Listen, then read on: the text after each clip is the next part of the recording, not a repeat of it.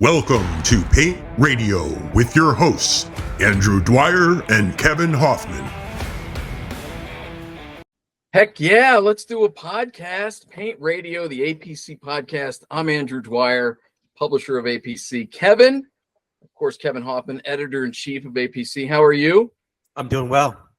I have to let the fans know, the listeners and watchers know, unfortunately, the APC house band is out today. In fact, they are competing at a marching band competition in Skokie, Illinois. So if you're in Skokie, check them out.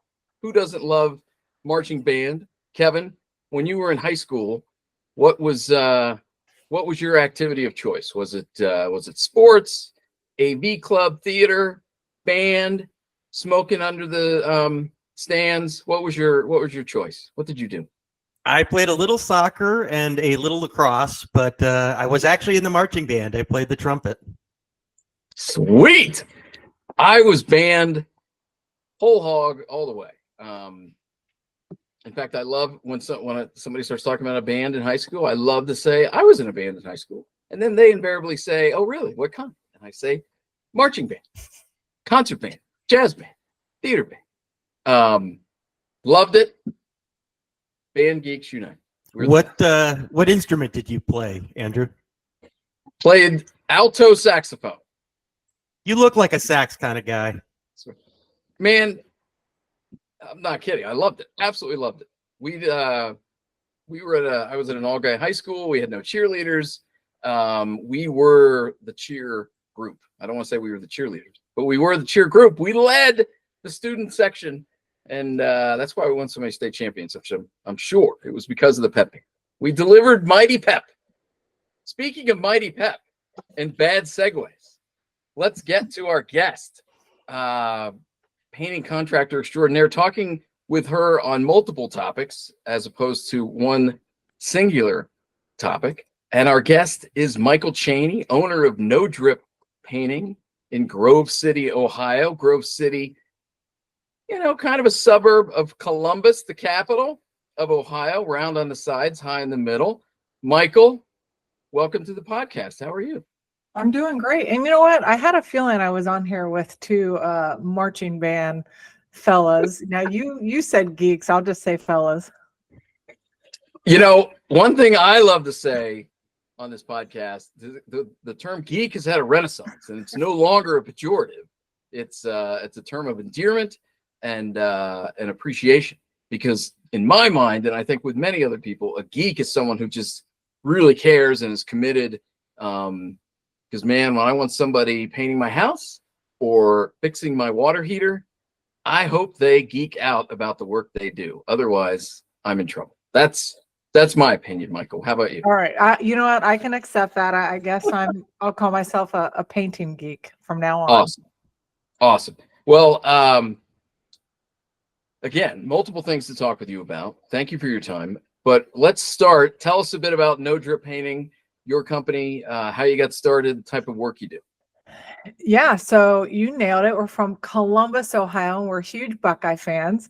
Now, I only say that because, as you probably all know, Andrew's from Cincinnati, but not really a Buckeye fan. I don't know what happened to him, but no, I was too busy in band, Michal. I was too busy paying attention to bands. Sorry, go on. But no, we focus on residential painting, and really, I'll tell you what we're doing. It's really special to me because what we're doing here with paint is really having an impact on people. And, this hasn't always been my mission. I didn't set out to be a painting contractor like I think most people don't plan that for their future. But really what happened is through the love of paint and then eventually the love of being a business owner, I recognized the power that we have with the brush. And really, we do amazing, cool things in my business. We have a really strong Paint It Forward program. We did 12 Paint It Forward projects last year, and we're hoping to beat that this year. We do some amazing things for our team, like teach English to our painters and team who English is not their first language. We also opened that up to their family this last year. And you know what? We do some really cool things. And of course, like many of us who are part of the PCA, we're trying to help professionalize the industry. But we do all that under the name of paint, and it's a great passion of mine, and I'm having a lot of fun along the way. Speaking of PCA, you actually have the column in the new APC magazine, the Top Job issue. Tell me a little bit about writing that column. What you're explaining, and what people should take away from it.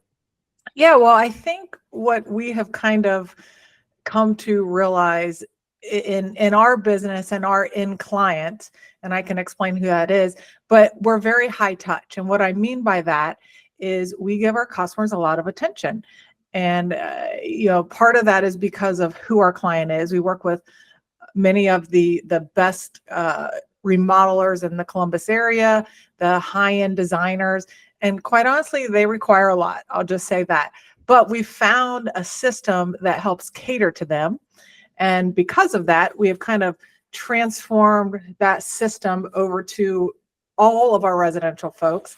So we do some really cool things. So when I was writing the article, I really just picked out some of the things we do that I think are pretty cool and seem to work.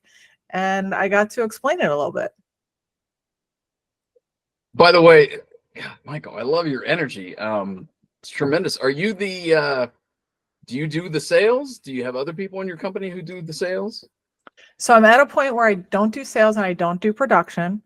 I kind of fill this hybrid role, which really my best job for the business is to get me out of this role. I know this. If we have time to dive into that, we can.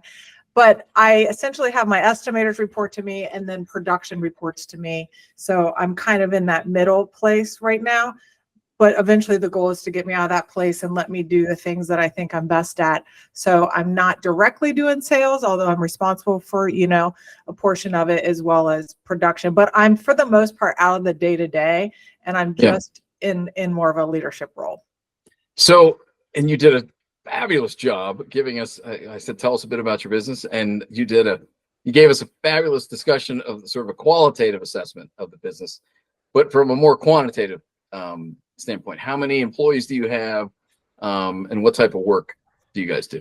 Yeah, so we're focused on commercial. I'm sorry, residential. We do a sliver of commercial, but it's more like your commercial repaints. It's really folks that want good quality and good experience in the commercial setting. So mostly residential. And then in terms of, the best way I feel like to quantify a painting company is just to tell everyone how much you make, which is always a weird thing to me because I never will go to a friend and be like, hey, so how much money did you make last year, right? When you say it like that, it sounds so strange. But in our industry, you can at least understand where a company is, I think, if you can grasp their revenue. So we'll do about 2.5 million this year, maybe a little bit more. We're on track to do a little bit more, but we'll see. And so we have a split model of employees and subs. I think I've got about 10 to 12 employees right now. And then we fill the gap, especially during our exterior season with subs. But we've got a good system. And as we grow, we'll probably do less subs and more employees. I think we've got a solid plan for growth. And our big focus this year, honestly, has been increasing profit. I mentioned earlier about our Paint It Forward program. And in order to keep that baby up and running, we've got to increase profits. And then the fun thing is we get to decide what we do with those profits. And Paint It Forward, for people who are listening who don't know what a great opportunity this is, Paint It Forward is, and you know this better than I do, Michael, is really started, I think, by Josh Abramson, member of PCA, and now it is a division or a sort of a pet project of PCA, encouraging painting contractors to do charitable work. And of course, many contractors do that anyway, but now this is an opportunity to, and this is where I want you to take it over, Michael. Explain the details of what Paint It Forward does. So that's right. I mean, it's our way as painting contractors to give back to our community and do it in the name of paint and do it in the name of this craft that we all really respect and honor. And what we've done at No Drip Paint is we've really just kind of taken it to the next level. I mentioned we did 12 projects last year. I mean, the truth is, I hope someday I sit here and say we've done 50 in 1 year. So, we kind of put our own spin on it. And the part that I really love is that we get to partner with people or companies, nonprofits, that really means something to us. And I'll give you an example of how we bring that to fruition. Half of my team has been raised by single moms. So you better believe every year we're going to do a project for a single mom. I've got a military team member. So every year we do a project for military. We've done a handful of projects for widows, cancer survivors, people going through tough times in life. And we get to kind of handpick who we get to partner with on those projects. And the cool piece that really is heart touching to me is that I just said we've grown up with single moms, so we want to take care of our single moms. I grew up with a single mom and she's a retired teacher. So we also do a project for a teacher each year. We get to, have an impact on folks that in some way or another have really had an impact on our life. And then we get to give back with our brushes. This podcast is brought to you by Hyde Tools and their extensive line of abrasives designed for everything from rough wooden surfaces to your final skim coat of joint compound. Want a versatile and economical abrasive that's ready for any surface?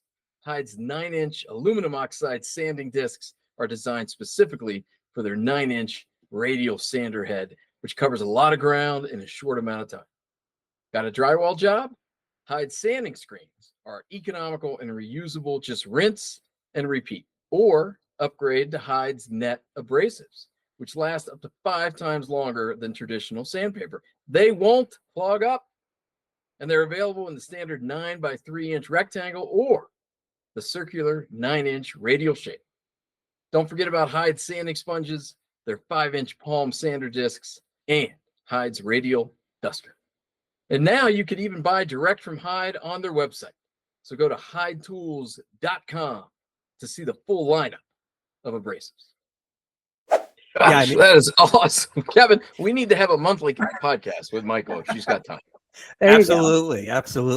Just to dive a little more into the specifics of your column, I mean, it's how to make every job a top job, and it's a lot of great advice on customer satisfaction. So I have 2 questions. One's how to deal with the negative. The other is something positive you're doing that really works. So start with the negative.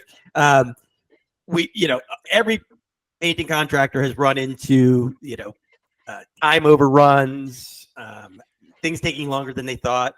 You talk about that in your column, and I think it really comes down to communication, but talk a little bit about how you handle that kind of difficult conversation. Yeah, so I think it starts honestly with one of our core values, and one of our core values is be kind. And I know that's like so simple, but in this world, in my opinion, being kind is sometimes a rarity. And so we try to just approach things with that in mind, whether it's a difficult customer, difficult, issue on the team. If you think of things through the lens of kindness, and my experience is it automatically, adjusts that lens and lets you approach it in a little bit of a different way. When I think back about my history in this business, especially when I was the one holding a brush, because when I started, it was just me and a paintbrush. And I think I had a tendency to take things really, really personal, right? And because of that, someone had a question about an invoice or a problem I don't think I always viewed it through that lens of kindness. And so I think the opportunity and the invitation for folks is to figure out who you are, who your business is. And in my case, part of this business has to do with kindness. And when we can approach things, especially difficult issues with customers, because listen, they happen, right? Really, we're in a customer service role is what we are at the end of the day. We want to have a great experience for our team and our customers. And we just do it through the lens of kindness. And I think it kind of softens the approach and really creates more of a partnership. So when we go into these projects with a customer, this is a partnership, whether the customer is a GC, a designer, or the homeowner. I mean, it's a real partnership, and we're trying to work together to create this amazing job. Yeah, I mean, it's like the old saying, people won't remember what you said. They only remember how you made them feel. And I think you've got some great techniques for that. In fact, one of my favorite things that you talk about, and I think every painting contractor should consider doing this, is that when you finish a job, you leave behind all touch-ups for all the different colors, because we all know that at some point we're going to need those. I think that's great. And then you also leave behind a little paint can with candy in it. So tell me where you got this idea and how customers tend to react. Yeah, so it's super fun, first of all. And I'll tell you, when my team gets to deliver these things, it does just as much for the team as it does for the customer, right?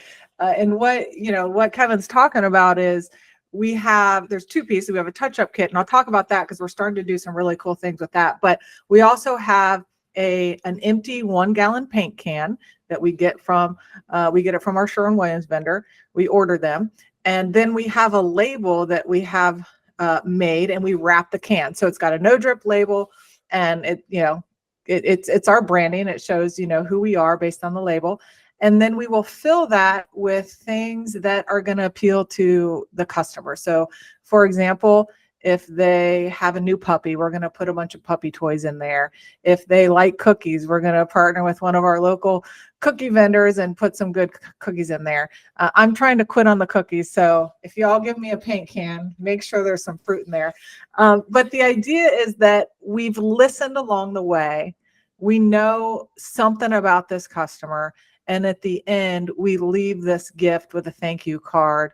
And it's just one piece of the experience.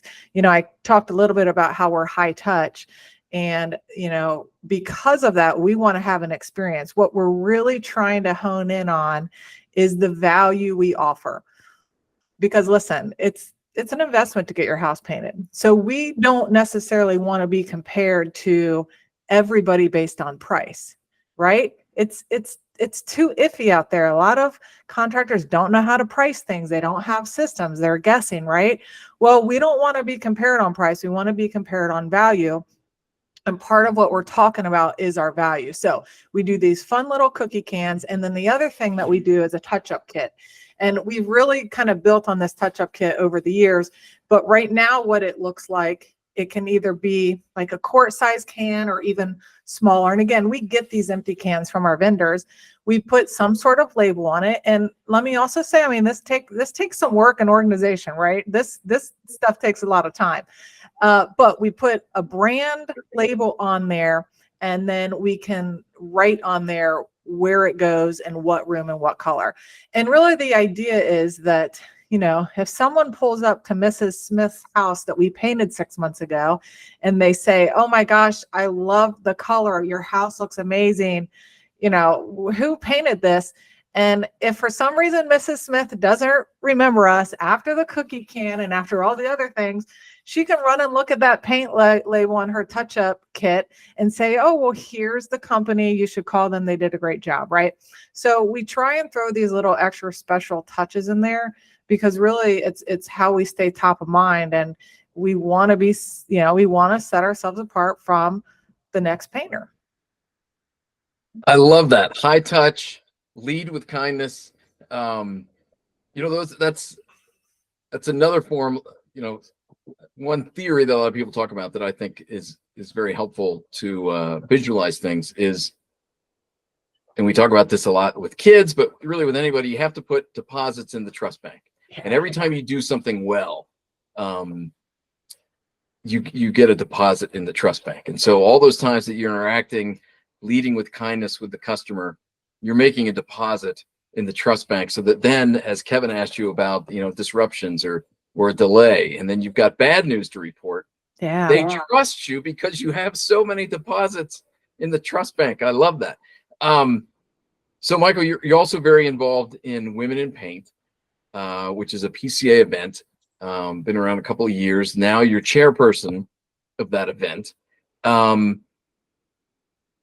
I want to ask you, like, why is that event necessary? But I also want to say another thing I'm a big believer in is a question is a question. A question's not a statement. And not that I think you need, in fact, I know you don't need this soliloquy, but other people may think, why would you even ask why Women in Paint is necessary? Well, because I want to hear the answer.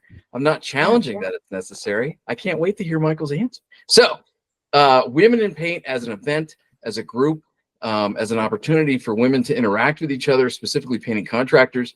Why? Yeah. So Women in Paint is a passion project for me. And I'm having a great time partnering with the PCA and really learning how to organize an event, if you want to know the truth of it. But, to your point, the real net of Women in Paint is a way to get women involved in the painting industry, feel comfortable in the painting industry, and really just to create a platform for support. I will say throughout my journey in this business, I haven't always known other women in the business, especially local to my area. I've been the only one. It was like a rarity to run into another woman who is in this industry, right? And I'll tell you another quick story. We'll talk about Nick Slavic for a minute, since he's the president of the PCA. Now he's not here to defend himself, so I won't say anything too crazy. But he hosts an event every year, a retreat in Minnesota. And I always said to myself, there is no way I will ever go to that. I am not going out to the woods in a cabin with a bunch of dudes. I don't know what they do. Hunt out their fish, ice fish. Is that what they do? But there was no other option, right? And throughout my journey of trying to learn and find other business owners, all I could find were the fellas. Now, nothing against the fellas, but you need to see people like you in some capacity doing it, even if it's just to believe that you can do it yourself. So lo and behold, I said, I will never attend a retreat out in the middle of Minnesota. And of course I did. I did. And you know what? It was one of the best experiences. And Maggie Kuiper was there from Harpeth Painting. And really it was a great learning opportunity. But in that experience, it's like, we need this for women. It's a different feeling when women get together, just like it's a different feeling when the guys can get together. And so really, Women in Paint is just a platform to show what's possible, to support each other, to lift each other up in an industry that typically doesn't have a lot of women. But listen, they're out there. There's plenty more of Michael Cheneys that have painting companies and that are doing their thing. And you know what? When I get around these women and they're out there climbing these 40-foot ladders and they're doing all the things, it's so inspiring. And sometimes you just have to be around people who are similar to you, or you can at least see them and recognize, okay, they can do it. I think I can do it too. And so it's really powerful. And thankfully, this is one of the big initiatives for the PCA, as it should be. And now we've got a great platform to host these events and connect women. Today's podcast is brought to you by Behr. Behr Paint helps save time and money. From paint formulated to help you get great coverage, hide, and a smooth uniform finish, to free job site delivery, preferred pricing for pros, and the lowest price per gallon on Behr Paint, guaranteed only at the Home Depot. Behr is committed to help you finish every job efficiently so you can move on to the next one. For more information, go to behr.com/pro. Yeah, and you guys have a really big event coming up October 8th, the Women in Paint Conference in Florida. Can you give us a preview of what we can expect to be there? I assume no ice fishing? No ice fishing, thankfully. That's why we picked a warm place on the beach. No hunting either. We're not going to get into that kind of stuff. But no, the event is going to be, of course, education-based. As we know, that's the thread that runs through the PCA. And this year, what we're doing is we're really making the content appealing to not just the business owner, but the estimators, the project managers, really anyone in a painting business. So there's going to be lots of learning opportunities. If you're an estimator, we're going to talk estimating. If you're a project manager, we're going to talk production. We're doing some really cool hands-on things, which we did not do last year. Last year, we had our first ever event in Nashville, but we've got Roma Bio coming in, who does decorative finishes. They're going to do a hands-on training. We've got Corey Leister, the cabinet guru. She's going to do an on-hands training. Now, keep in mind, we're going to be in a hotel, so I don't think we're going to be able to bust out the sprayers and all of that, but we're going to have some hands-on content, which I think is going to be really cool to see. And then, our educational things that really appeal to both the business owner and the other folks in the business. And then we're going to have some great keynote speakers. It's going to be filled with all of the, I'll say, leading ladies of the industry. They're all going to be there, and it's something we're really, really looking forward to. APC and PCA certainly, we're in different businesses, but we do a lot of the same things, right? We're trying to educate, we're trying to energize.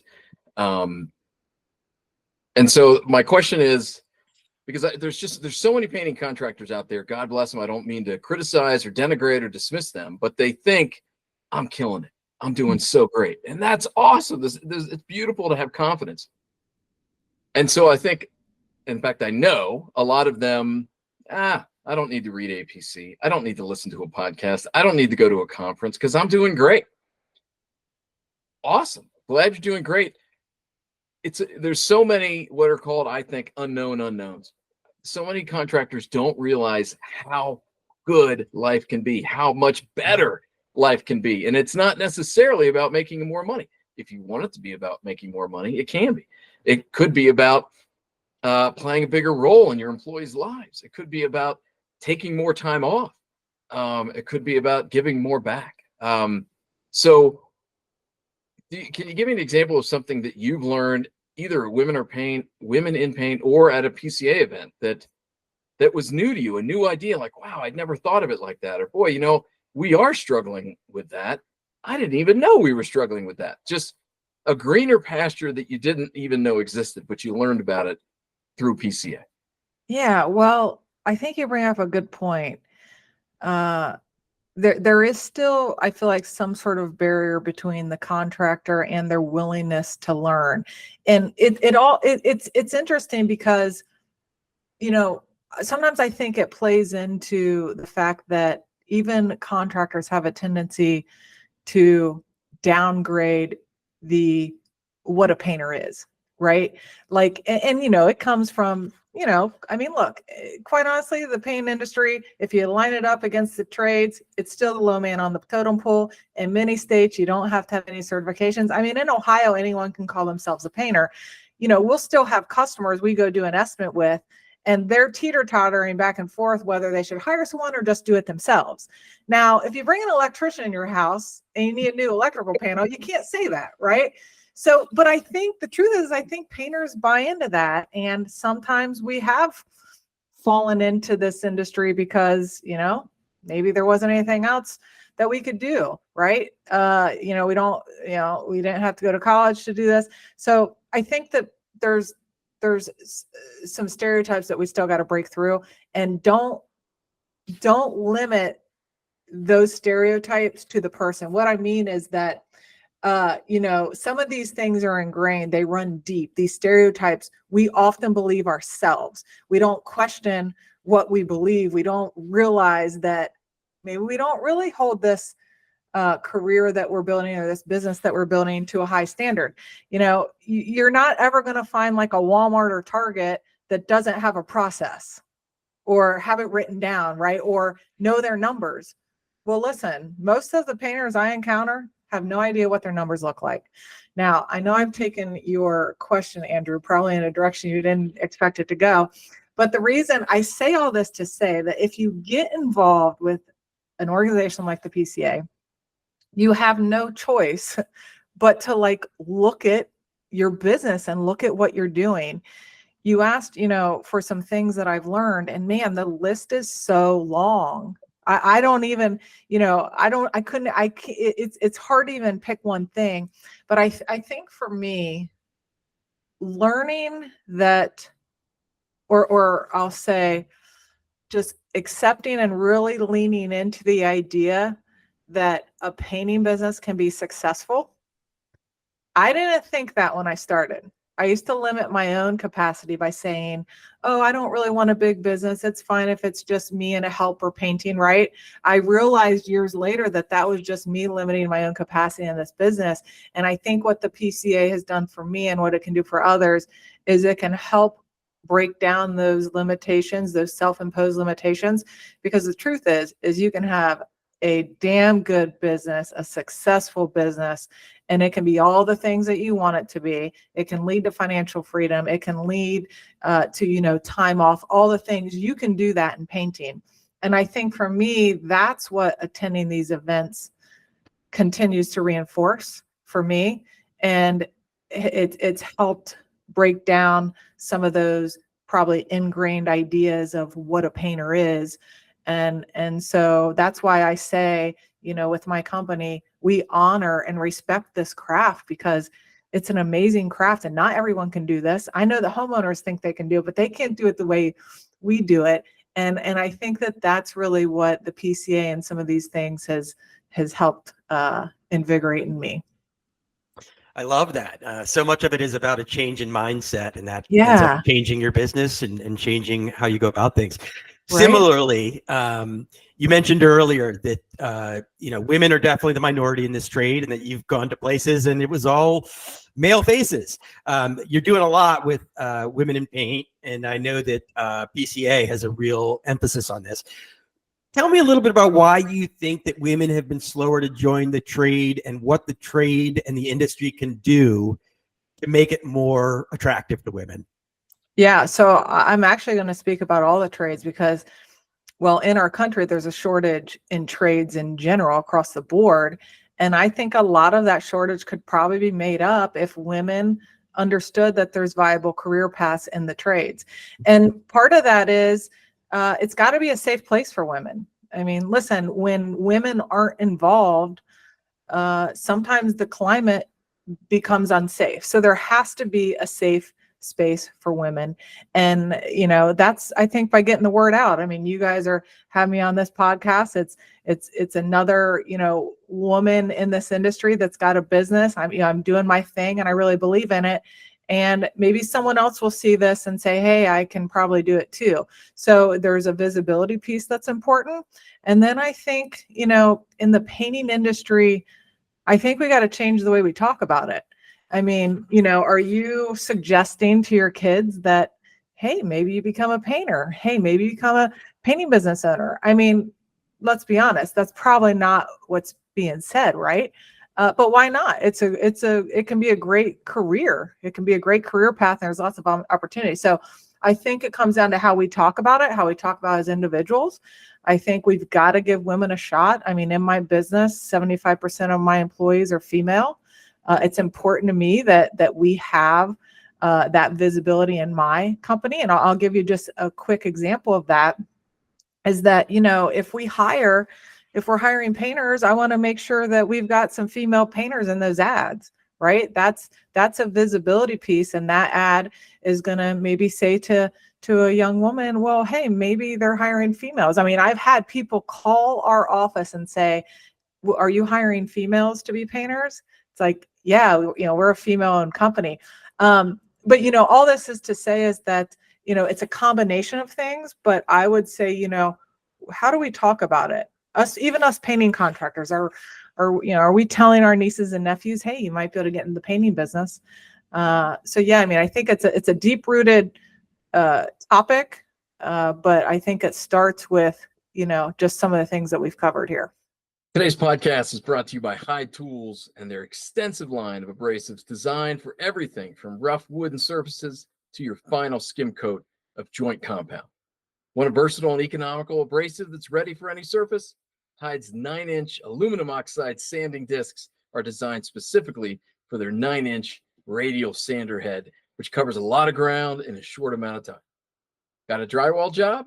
Hyde sanding screens are economical and reusable. Just rinse and repeat, or upgrade to Hyde's net abrasives, which last up to 5 times longer than traditional sandpaper. They won't clog up, and they're available in the standard 9 by 3-inch rectangle or the circular 9-inch radial shape. Don't forget about Hyde's sanding sponges, their 5-inch palm sander discs, and Hyde's radial duster. And now you can even buy direct from Hyde on their website. So go to hydetools.com to see the full lineup of abrasives. Here. Would you agree? Because it seems for me, as a middle-aged white guy, the all-important middle-aged white guy, whether it's the Great Resignation, whether it's Me Too, whether it's the idea of woke, whether it's the idea of empathy, and you can attach any connotations, positive or negative, that you want. The way I see it, as a lover of language, as an English major, when I think of woke, I think of expanding your viewpoint.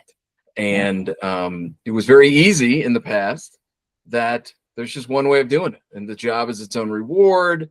And I hire painters. Who cares if they're male or female? Or my favorite phrase, I don't see color. Crazy, ridiculous things like that. I feel like as a society, we're moving beyond that. But then it's easy for me to say, because again, I'm a middle-aged white guy. Do you feel like there is a renewed spirit, that it is easier and quicker for women to overcome these obstacles, for men to more quickly overcome their self-imposed obstacles? Or am I just putting a cherry on top that doesn't deserve to be there?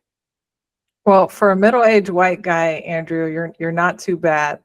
No, I think some of the things you brought up are right on. I mean, with Me Too, I would even throw the Black Lives Matter movement and all of those things. Yeah, I mean, I think that those movements have opened up a pathway for women. I mean, I absolutely do. And I think even the timing of Women in Paint can kind of ride the coattails of some of the foundation that other people have laid.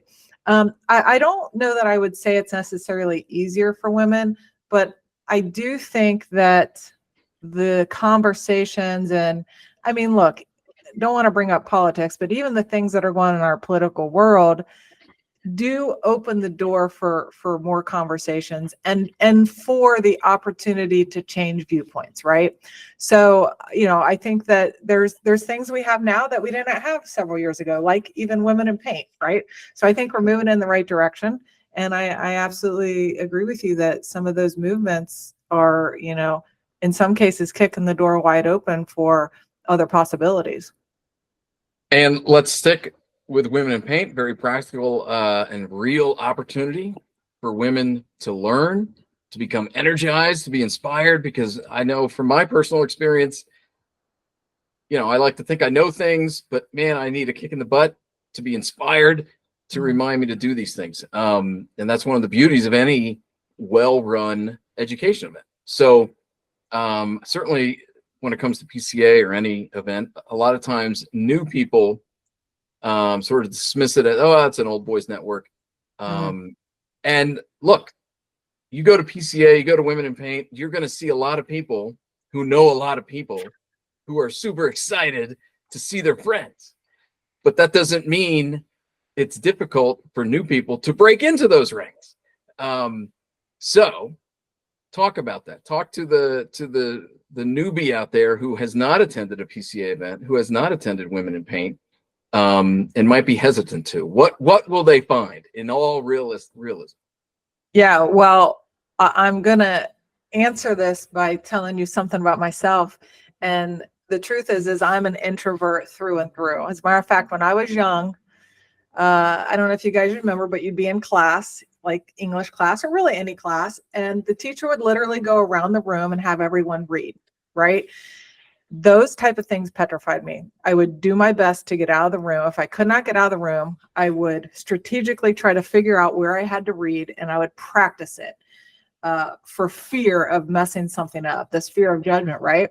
And so I'm really an introvert. I have hated networking. And PCA is a lot of networking. So these type of things have always made me fearful. Thankfully, I got the opportunity to participate in Women in Paint, and it really opened the door for me for some of these connections. And so what I first want to say that is, if I can do it, and I also host the Women in Paint podcast, I got to give that a shout out. I do these things like I'm doing right now with you. I'm speaking at the residential PCA event. I presented the Women in Paint event last year. I do all of these things because I absolutely am passionate about what I do. But, I haven't always wanted to. And so the idea of showing up to a Women in Paint event and not knowing anyone, I understand that fear. what I'll say is, you know, and really what I try and live by is you got to get yourself out of your comfort zone. That's to me where the magic happens. I think you find this edge in life and you push yourself up to it. And on the other side of that edge is all the joy and happiness that you're searching for. And I think that that's how you have to approach things. What I will say specifically about this Women in Paint event is that we have taken this topic to heart, because we want to be a group that welcomes people. We're going to have ambassadors and people, women there who their sole purpose is to help connect people, because we don't want that person that comes by themselves to feel left out. When you hang around people at multiple events and you get to know each other over the years, it can probably be intimidating to try and break through some of these groups. We are going to put things in place to help that.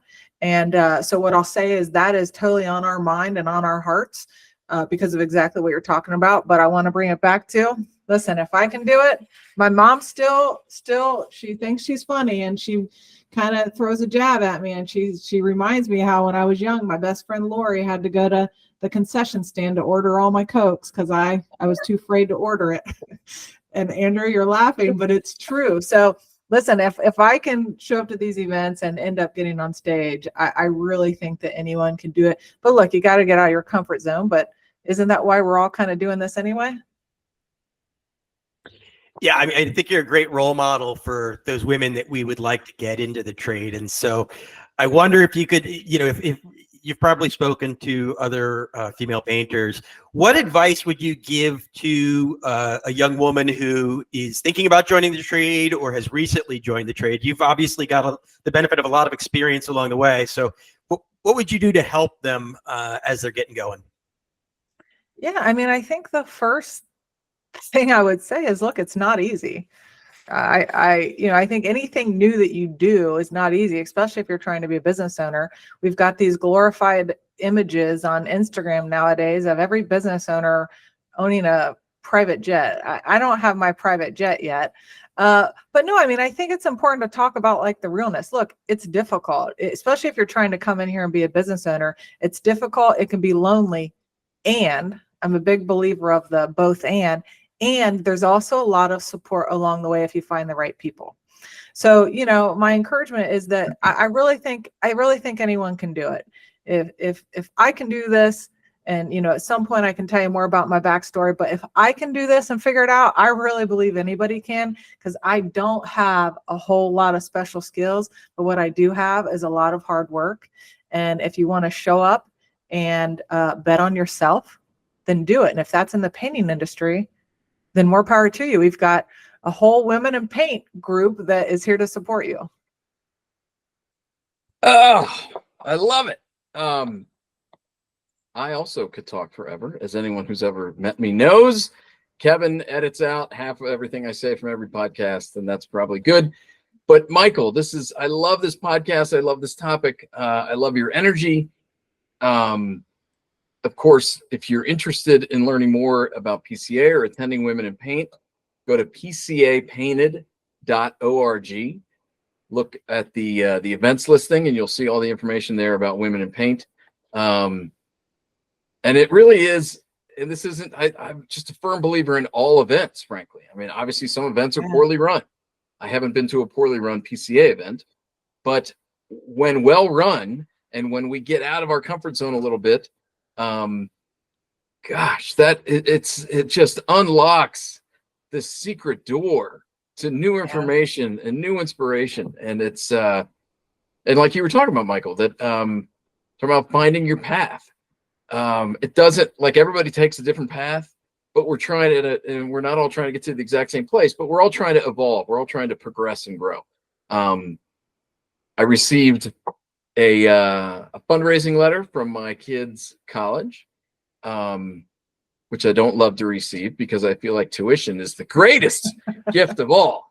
But I love this university, and I also, as I said, I love language, and their new sort of slogan is that they're open to all paths. That every, in their case, student's path is different. They all bring different experience. They all will engage differently, whether you're in band or sports or whatever. You know, it doesn't matter that this university is claiming, and I think it's true, that they're here for it and that they welcome it. You might say they're kind of woke. I don't know. But I think that's true of all of us. So regardless of what type of painting contractor you are, if you're considering going to Women in Paint, regardless of what type of woman or person you are, you're going to find kindred spirits there. Yeah. And people who listen to this podcast know that I typically end every podcast talking about how we are kindred spirits to all painting contractors because we love the work that painting contractors do. Michael Cheney, owner of No Drip Painting in beautiful Grove City, not too far from Columbus, Ohio. Thank you for being on our podcast. Yeah, right on. Thanks for having me. This was fun. Heck yeah, right on. Let's do it again. Like I said, if you're looking for kindred spirits, paintmag.com, listen to other podcasts, read some of the past features, lifestyles that we've done on painting contractors. Man, you're going to recognize a lot of the same fears and struggles and goals that you have. And there's lots of different ways to getting better and getting happier. And we love covering as many of those ways as we can. Paintmag.com. Thanks for listening, everybody. We'll see you next time.